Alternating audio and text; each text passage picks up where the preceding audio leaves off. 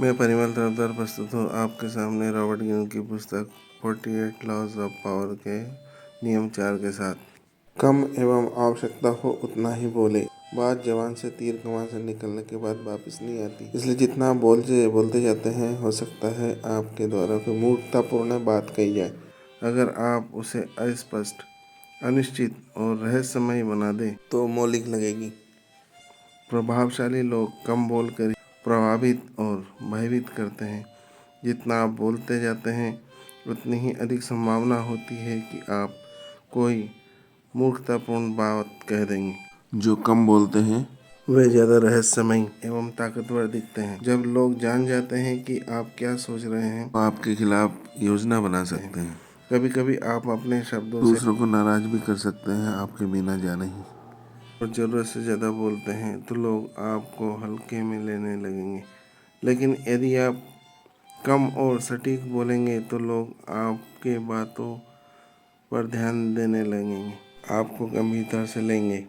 कभी कभी लोग किसी से बहस में पड़ जाते हैं, अपनी भावनाओं में बहकर ऐसी बातें कह देते हैं जो नहीं कहना चाहिए था। बाद में उनके ही खिलाफ वही बातें चली जाती है और चुप रहना और सही समय पर सही शब्द चुनना ही असली ताकत है। यदि विरोधी आपके असली इरादों को नहीं समझेंगे तो वे आपके खिलाफ हराने की योजनाएं भी नहीं बना पाएंगे। रहस्यमय बने रहना आपके ताकत को और बढ़ा देता है। चुप रहना मतलब चुप्पी नहीं है, बल्कि सोच समझकर नपे तुले शब्दों में सटीक जवाब देना है। कम बोलने से आप धीर, गंभीर और सिंसियर नजर आते हैं। यह इसका सबसे बड़ा उदाहरण प्राचीन रोम के एक महान सेनानायक थे। उन्होंने कई महत्वपूर्ण युद्ध जीते और बार बार रोम को विपत्तियों से बचाया।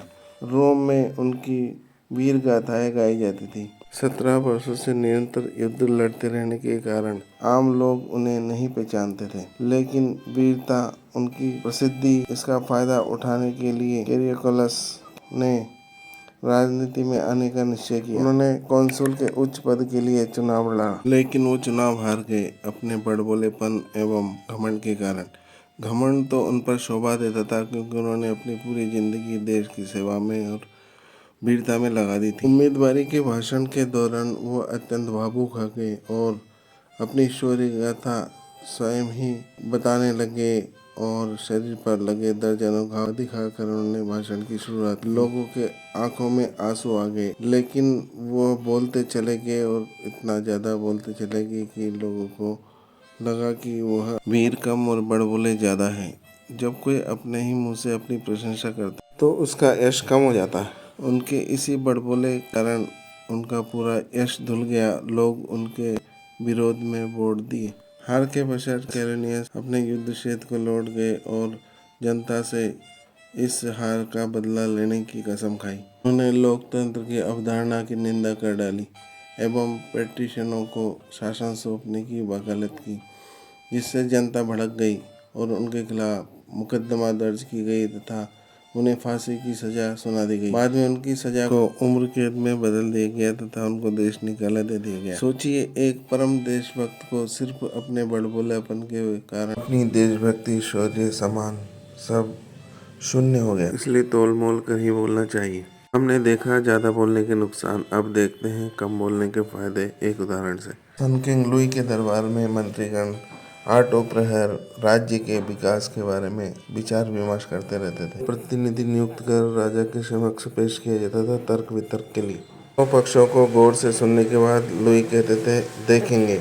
इसके बाद इसका कोई और जवाब या बात नहीं आती। यही फैसले को अविलंब राज्य के ऊपर लागू कर दिया जाता था। लोगों को ये पता ही नहीं लगता था कि राजा किस बात से प्रसन्न हो गए या नाराज। इसलिए चापलूसी करने का भी कोई तरीका लोगों को नहीं सूझता था। उनके बातों से ही राजा को पता लग जाता था कि राज्य में क्या चल रहा है। पर किसी विषय पर निर्णय नहीं होने के कारण मंत्रीगण राजा के समक्ष प्रस्तुत हुए तो राजा ने कहा कि मैं ही राज्य हूँ। ये उनके द्वारा बोली गई दरबार में सबसे लंबा वाक्य था। मंत्रियों के द्वारा बोले गए वाक्यों में से त्रुटि को ढूंढकर उन्हें सजा भी दी जाती थी। के कम बोलने के औरा और भय के कारण कोई भी विद्रोह करने से डरता था, इसलिए लंबे समय तक उन्होंने निरंकुश राज किया। देख लो, मितभाषी को राज मिलता है। वीडियो देखने के लिए धन्यवाद मित्रों। फिर मिलते हैं अगले वीडियो में नए नियम के साथ।